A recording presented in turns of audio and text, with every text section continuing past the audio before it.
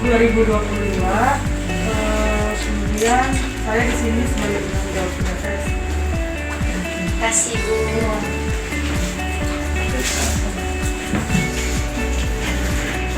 Karena nama saya Jordan Konstanto, saya juga kurang lebih sama seperti Kak Askar, masuknya tahun 2022 sebagai staf IT di sini.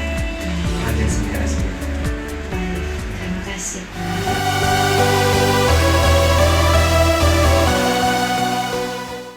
Mau kesini tuh rencananya mau wawancara mengenai latar belakang dari rumah sakit MD serta Sistem registrasi pasien rawat jalan.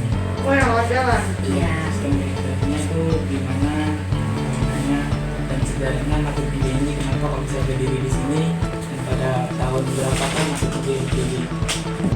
Dikhususkan untuk anggota-anggota tentara. Tapi sejak tahun berapa itu dia, nanti kita kasihkan lembaran sejarahnya. Mungkin kita print aja kali ya.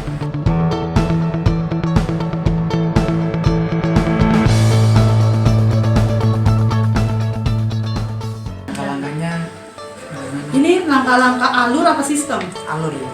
Alur dulu ya. Kalau alur itu pertama pasien datang.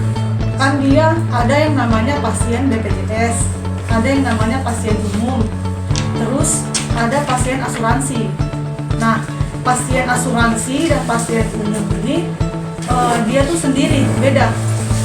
Asuransi itu seperti InHealth, terus BRI Life, nah itu asuransi. Tapi kalau untuk BPJS itu kan BPJS khusus tentara dan lain-lain, BPJS umum tuh di sini kita juga melayani. Nah, untuk mereka mendaftar dulu online, ya toh. Kalau mereka mendaftar online, jadi saya jelaskan yang untuk pendaftaran online dulu ya.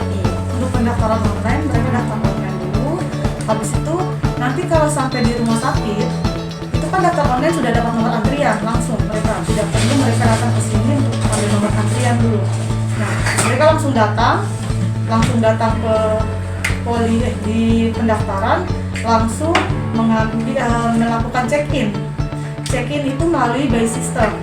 Jadi dari HP-nya mereka sudah check-in. Nah, ketika mereka check-in, sistemnya tuh langsung masuk ke sistem kami untuk masuk ke pelaksanaan rawat jalan.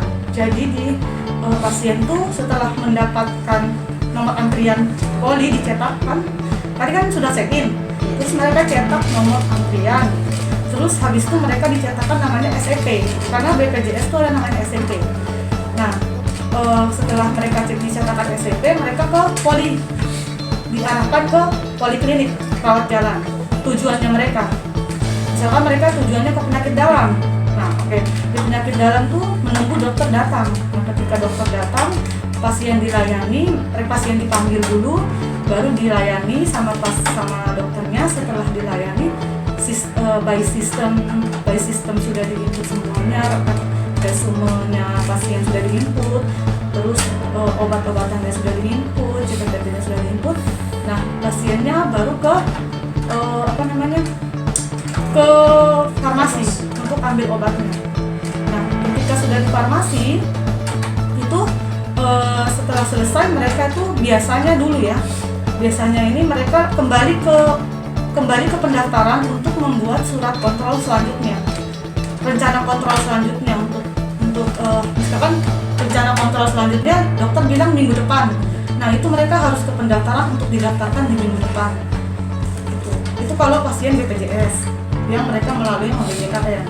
Sebenarnya tidak beda dengan pasien yang melakukan onsite, yang langsung datang ke sini. Jadi kalau yang pasien langsung datang sini, mereka itu bedanya hanya mereka itu mengambil nomor antrian untuk ke pendaftaran.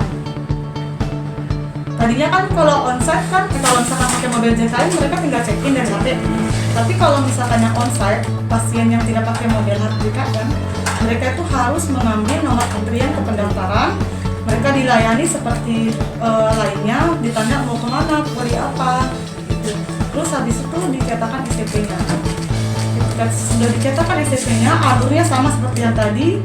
Mereka nunggu dokter, terus habis itu mereka menunggu obat. Kalau misalkan ada penunjang medis lab atau laboratorium itu nanti diajukan, mereka harus cek laboratorium, suntik darah atau mereka harus konseling gitu kan. Jadi mereka nanti sesuai perintahnya dokter lah setelah itu. Kalau langsung ambil obat ya langsung ke farmasi, tapi kalau misalkan tidak ada obat mereka pulang.